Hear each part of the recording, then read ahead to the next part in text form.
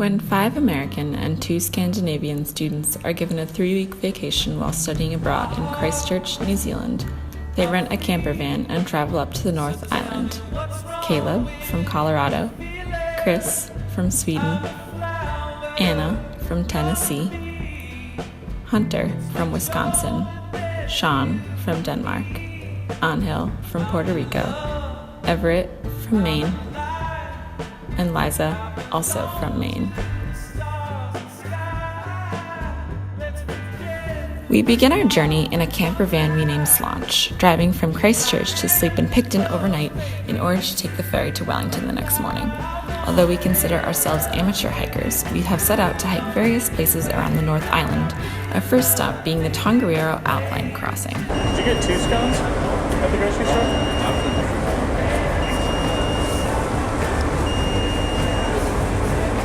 Oh, that's good. Is that like the standard jalapeno? Yeah. Anybody else want to buy?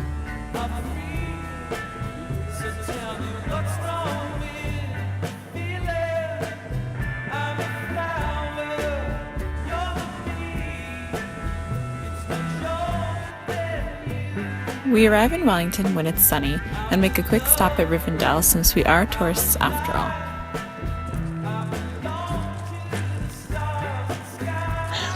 Well, I can't say I've seen Lord of the Rings, and today I learned that hobbits and elves are different types. Since we only have 2 weeks to see as much of the North Island and do as many hikes as possible, driving was our main activity. The Tongariro Alpine Crossing is the first on our list. The trek is 19.4 kilometers long, and we were told the climbs could be steep and the weather unpredictable. Some may say we were unprepared, but thankfully it stayed sunny throughout our 8-hour journey. Once we reached the top, I conducted interviews about our experience. Half of the crew hiked Mount Goroha, which is featured in Lord of the Rings, known as Mount Doom. It's a very large volcano within the Alpine Crossing that one has the option to hike if they feel the need for a long detour. Apparently the mountain behind me has significance in a movie called Lord of the Rings. I can't say that I've seen the movie. A lot of my friends here have, and they get very angry when I don't seem to know all the references and stuff. They're hiking it right now. We thought, nah. We thought, no way. And, well, it's quite lovely looking. The climb up Mount Doom was a lot of hard work. The rocks were really slippery, so it made it really difficult to climb up. But up there, we just checked out the volcanic crater, and then we pretty much slid back down the rocks all the way down.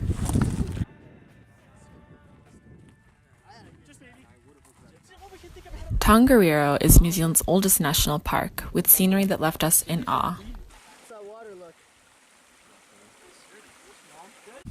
Behind me, you can see a lot of steam coming out of the side of the hill. There were some alpine pools up there, so I think they're rolling down on some lava, and that's why all the steam is coming out of the ground right there. The hike to the end of the crossing is not as treacherous, but seemed longer. We walk for a few hours down a long gravel path and finally through a lush forest, which concludes our first hike. For the next few days, we drive for hours on end, only to sleep in Lake Taupo in Auckland before making the drive to Cape Reinga, where we sleep for the night and wake up to hike and watch the sunrise.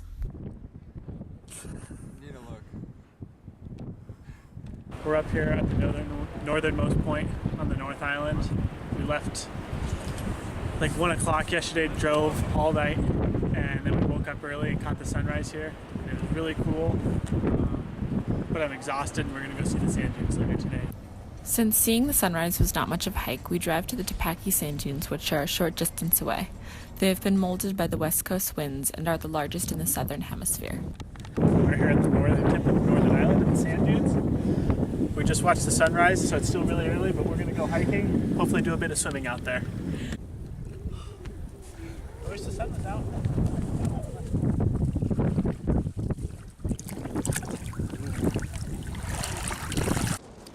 That day, we drive south to the Abbey Caves located in Whangarei. The caves consist of naturally sculpted limestone outcrops, bluffs, enclosed depressions, and sinkholes. At some points, we were up to our shoulders in pools of water. Hey, it's Caleb. We're here deep in the Organ Cave, out in Abbey's Caves. I'm standing in a little pool that appears to be about chest deep.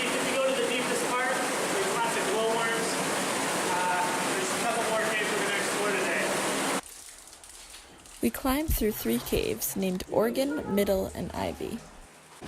So we went in 3 caves. It was like a really incredible experience. I'd say the highlight of the first cave was the glowworms, which was like complete. When you turn the lights off, they're just like green little spots like the stars. And the low point was in the second cave. I got pinned under a rock, and then I was trying to avoid a spider, only to find the spider was actually on me with its like pinchers like ready to go, and chaos ensued. We had to leave the cave prematurely, so.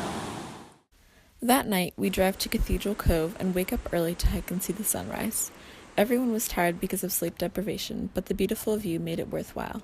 Once the sun had risen, we hiked down to the beach where we could walk through the cove, which is accessible only by foot or boat.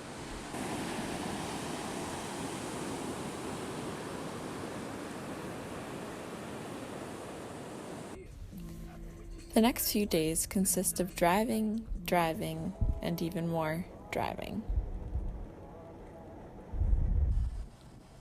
We only stopped to visit some hot springs in Gisborne.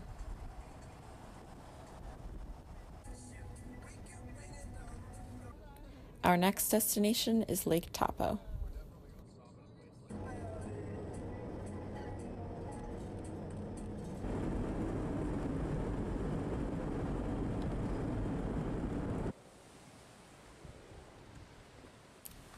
While the others go on a hike, Liza and I decide to spend the day at the beach in a town called Kinloch, located outside of Lake Taupo, enjoying the warm weather while it still lasts.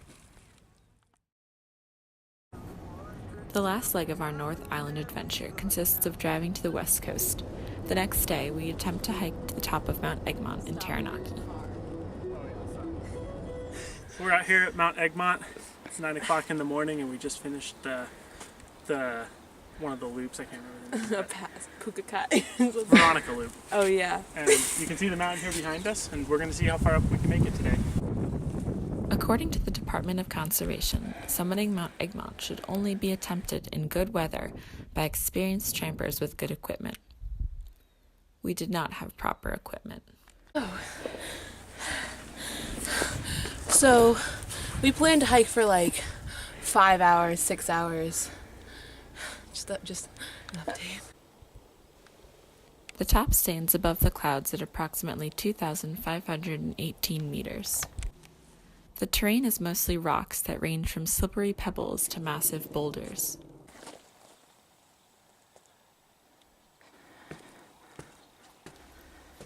I realize deep down I'm afraid of heights while climbing the stairs, which lead us to a slippery rock face that is almost vertical. This is where we stop for lunch and I turn back around. Caleb and the other half of the group press on ahead of us and eventually reach the top. I just finished hiking Mount Egmont in Taranaki. It was really hard. After several detours, I finally found my way to the top by myself. My phone died though, so I didn't get to take any pictures proving I was there. After meeting back up at the bottom of the mountain, Slaunch heads north, where we find a beach with a beautiful sunset and a remote campground. If there's one thing we've learned from our time spent driving, hiking, and exploring the North Island, it's that we'll probably never be experienced hikers.